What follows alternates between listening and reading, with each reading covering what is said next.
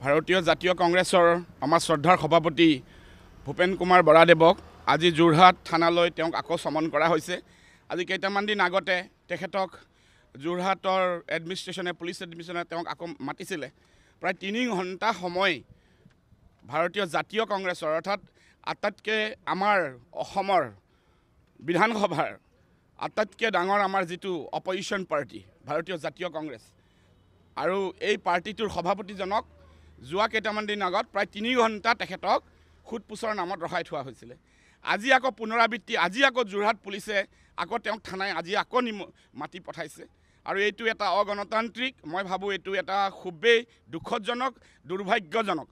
ভাৰতীয় জাতীয় কংগ্ৰেছৰ সভাপতিজনে এনেকুৱা কোনো ডাঙৰ অপৰাধ কৰা নাই।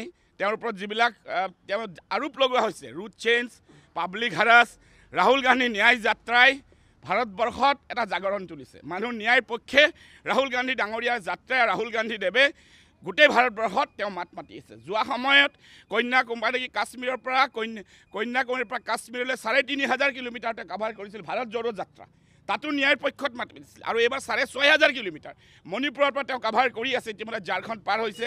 আৰু এই যাত্ৰাই মানুহৰ নিষ্পেষিত মানুহৰ দুখৰ কথাহে সোঁৱৰাই দিয়ে বা তাক সচেতন কৰে আৰু ই কাকো দিশভ্ৰষ্ট নকৰে, কাৰো অন্যায় হাৰেছ নকৰে। ভূপেন বৰাদেৱক আজি আকৌ এই মাতা কথাক ধিক্কাৰ দিছোঁ। আমি সঁচাকৈ এই কথালৈ মৰ্মাহত আৰু এইটো কথা বিবেচনা হোৱা নাই আৰু এইটো তেওঁৰ লগত অন্যায় কৰা হৈছে আৰু এইটো এটা মই বৰ্বৰোচিত বুলি ভাবোঁ। ধন্যবাদ।